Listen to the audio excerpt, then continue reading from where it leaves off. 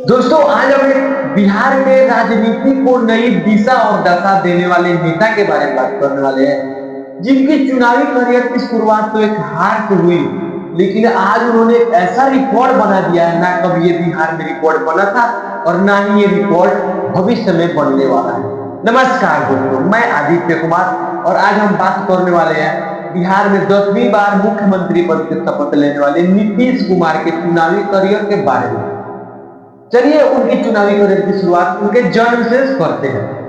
जो ये बात है 1 मार्च 1951 की, जब उनका जन्म बिहार के बख्तियारपुर में एक साधारण से परिवार में हुआ था। पिता का नाम राम लखन सिंह था, माता का नाम परमेश्वर देवी, जिनके पिता एक साधारण से आयुर्वेदिक के दवा करते थे और उसके साथ साथ समाज सेवा में उनके पिता का मन शुरू से ही लगता था।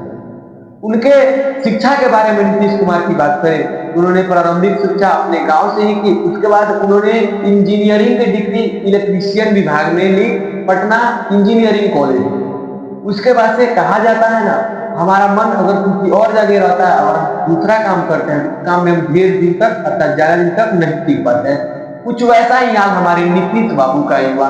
उनका मन शुरू से ही राजनीति में लगता था, लेकिन वो इलेक्ट्रीशियन विभाग में कुछ दिन काम भी किए थे, लेकिन उनका मन नहीं लगा।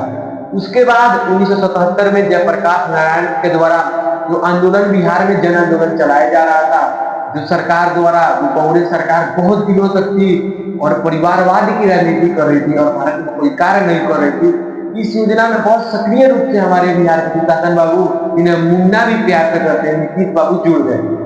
1977 में वो दिन आ गया जब उन्हें पहली बार चुनाव लड़ने का मौका मिला। लेकिन दुर्भाग्य की बात यह है कि वो पहली बार अपने चुनावी करियर में उन्हें हार का सामना करना पड़ा। लेकिन किसको पता था यही मुन्ना एक दिन पूरे बिहार में अपना परचम स्थापित करेगा और सरकार चाहे किसी की भी हो, मुख्यमंत्री पद की शपथ नीतीश कुमार ही लेंगे। ऐसा मैं क्यों बोल रहा हूँ, ये बात तो आपको पता ही है। 1990 से लेकर 2000 के बीच में वो रेल मंत्री, परिवहन मंत्री, कृषि राज्य मंत्री अर्थात 3-4 केंद्रीय मंत्री के दायित्व को भी निभाया और पूरी तरह से निर्वहन किया। अब वो भी दिन आने वाला था जब नीतीश कुमार मुख्यमंत्री के गद्दी पे बैठने वाले थे और आखिरकार 2005 में वो दिन आ ही गया जब पूरा बिहार जंगल राज से अस्त व्यस्त त्रस्त था और बिहार पहले डाकू चोरों के अड्डे के लिए जाना जाता था। यहाँ पे अच्छे सड़कें, बिजली की व्यवस्था नहीं थी, जो कि किसी भी राज्य की मूलभूत आवश्यकता होती है। उस व्यवस्था को बनाने के लिए एक नया मुख्यमंत्री को बनाना बिहार के लोगों के मन में बहुत जरूरी था। इस बात को देखते हुए 2005 में नीतीश कुमार पहली बार मुख्यमंत्री बिहार सरकार में बने। हालांकि उनके चुनावी करियर के बारे में देखा जाए और मुख्यमंत्री रहते हुए देखा जाए तो उन्होंने बिहार के लिए बहुत सारे काम किए। हमारे भारत के बहुत बड़े शिक्षाविद खान सर का कहना है कि बिहार नीतीश कुमार को उस स्थिति में मिली थी जब बिहार एक खाई बन चुकी थी।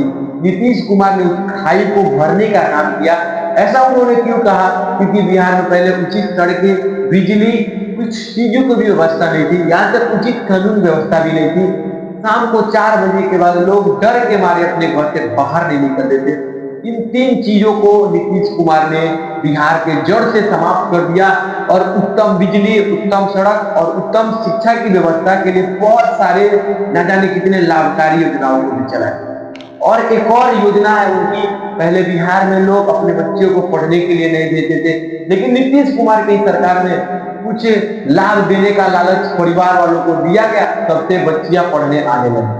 हालांकि उनके मुख्यमंत्री के पद के बारे में देखें तो 2005 से लेकर 2010 तक वो मुख्यमंत्री रहे, 2010 से 15 तक रहे, 2015 से 20 तक और 2020 से 25 तक, और एक बार फिर उन्होंने मुख्यमंत्री पद का शपथ ले लिया है। हालांकि इन सालों में कभी कभी वो गठबंधन बदले अर्थात एनडीए गठबंधन से महागठबंधन में गए, लेकिन मुख्यमंत्री का पद पे सुशोभित नीतीश कुमार ही हुए। अर्थात उन्होंने जो बिहार के लिए कर दिया है और जो रिकॉर्ड बना दिया है, आज तक ना ही कोई मुख्यमंत्री कर पाया और ना ही भविष्य में कर पाएगा, क्योंकि इस समय की राजनीति बहुत ही जुझारू और कठिन हो चुकी है। हमें उनके जिंदगी से ये सीख लेना चाहिए कि अगर हमारा मन किसी और कार्य में लगता है तो उसी कार्य को हम करें और उसी में सफलता को प्राप्त करें। ये जरूरी नहीं है कि हम इंजीनियर बनकर ही देश का नाम रोशन कर सकते हैं, हम किसी भी फील्ड में जाकर देश का नाम रोशन कर सकते हैं। और उनके 20 साल के मुख्यमंत्री करियर से हमें ये भी सीखने को मिलता है और इस सब भारत के नेताओं को भी सीखना चाहिए।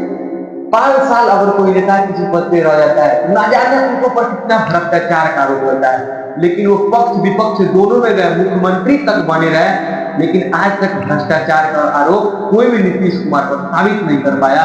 तो क्या आप कौन कौन सी बातों को नीतीश कुमार के जिंदगी से अपने जिंदगी में उतारते हैं, आप कमेंट में जरूर बताएं। क्योंकि एक बात याद रखिएगा, कोई भी व्यक्ति हो उसके अंदर नेगेटिव और पॉजिटिव दोनों सोच होती है, तो उसके पॉजिटिव सोच को ही हमें लेना चाहिए। धन्यवाद साथी।